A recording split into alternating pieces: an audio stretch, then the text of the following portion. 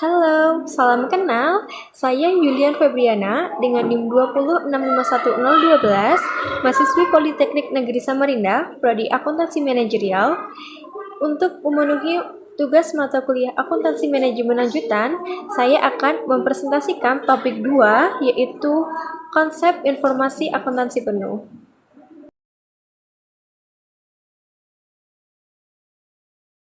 Kita masuk dalam definisi informasi akuntansi penuh menurut Mulyadi tahun 2001 nomor 48. Informasi akuntansi penuh adalah seluruh aktiva, seluruh pendapatan yang diperoleh, dan atau seluruh sumber yang dikorbankan suatu objek informasi.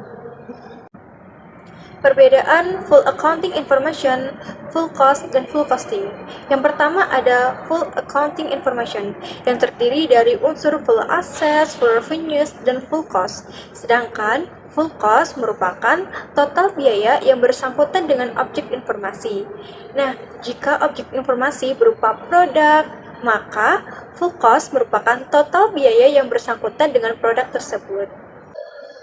Yang ketiga, full costing, yang merupakan salah satu metode penentuan harga pokok produksi yang membebankan seluruh biaya produksi sebagai harga pokok produksi, baik biaya variabel maupun variabel tetap. Lalu, ada perbedaan unsur biaya produk dalam pendekatan full costing, variable costing, dan activity-based costing. Bisa dilihat di tabel di atas. Berdasarkan tabel tersebut, full cost dan variable cost merupakan metode penentuan cost produk konvensional yang dirancang berdasarkan kondisi teknologi masa lalu. Activity-based costing mempergunakan teknologi informasi dalam proses pengolahan produk dan pengolahan informasi keuangan.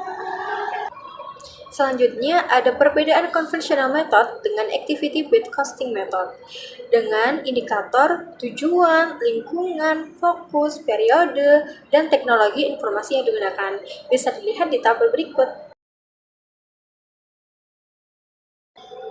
Rincian biaya setiap jenis aktivitas desain, produk, distribusi produk dalam lingkungan manufaktur maju adalah sebagai berikut. Yang pertama ada unit level activity cost. Biaya ini dipengaruhi oleh jumlah unit produk. Biaya ini juga dibebankan kepada produk berdasarkan jumlah unit produk yang dihasilkan. Nah, contohnya yaitu biaya bahan baku dan biaya tenaga kerja langsung. Selanjutnya, yang kedua adalah batch related activity cost. Biaya ini berhubungan dengan jumlah batch produk yang diproduksi. Besar kecilnya biaya ini tergantung dari frekuensi order produk yang diolah oleh fungsi produksi. Contohnya seperti biaya angkutan bahan baku dalam pabrik. Yang ketiga yaitu Product Sustaining Activity Cost. Biaya ini berhubungan dengan penelitian dan pengembangan produk tertentu dan biaya-biaya untuk mempertahankan produk agar tetap dipasarkan. Biaya ini tidak dipengaruhi oleh jumlah unit produk yang diproduksi dan jumlah batch produksi yang dilaksanakan oleh divisi penjual. Contohnya biaya desain produk, biaya desain proses pengolahan produk, dan pengujian produk.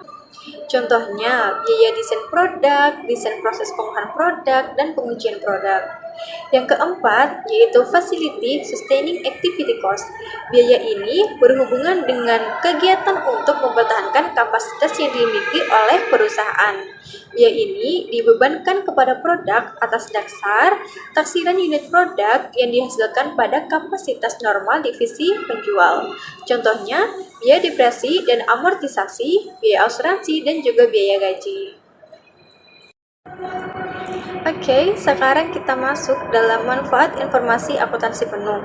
Manfaat informasi akuntansi penuh adalah untuk memenuhi kebutuhan manajemen akan suatu informasi akuntansi yang akan disajikan secara relevan dengan prinsip different accounting information for different purpose.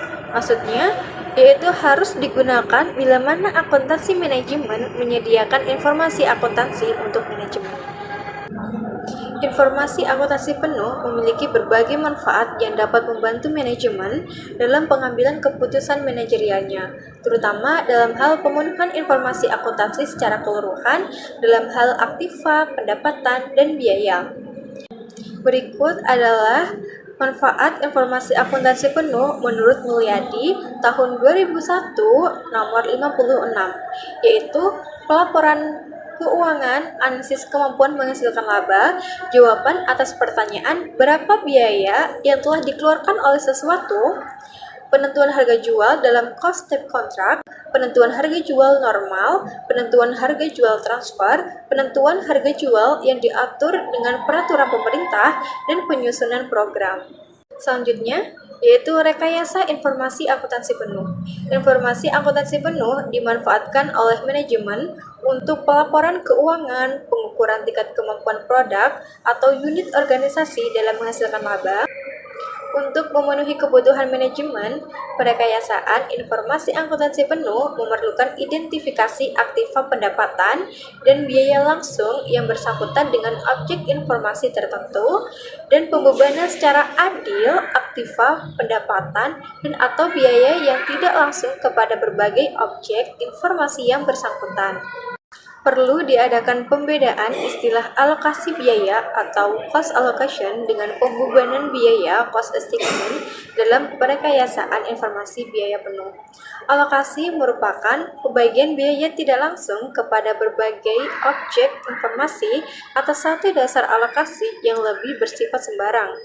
Alokasi biasanya ditujukan untuk menghasilkan informasi harga pokok persediaan, untuk penentuan nilai persediaan bagi kepentingan pelaporan keuangan kepada pihak luar perusahaan.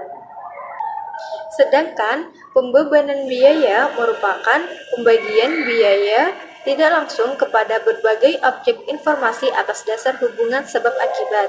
Metode pembebanan biaya yang digunakan untuk perekayasaan akuntansi penuh dapat dibagi menurut tujuan pemanfaatan informasi akuntansi penuh, yaitu terdapat dua. Yang pertama, pembebanan biaya tidak langsung untuk penyediaan informasi bagi pengambilan keputusan manajemen. Yang kedua, pembebanan biaya tidak langsung untuk pelaporan keuangan kepada pihak luar perusahaan. Berdasarkan materi yang saya sampaikan, dapat disimpulkan bahwa informasi akuntansi penuh adalah suatu informasi yang menyajikan tentang suatu objek informasi akuntansi, yaitu aktiva, pendapatan, dan biaya, baik pada masa lalu maupun masa yang akan datang. Informasi akuntansi penuh memiliki berbagai manfaat yang dapat membantu manajemen dalam pengambilan keputusan manajerialnya. Baik, sekian presentasi dari saya ucapkan terima kasih banyak. Semoga video ini membantu kalian semua ya. Sampai jumpa di next video.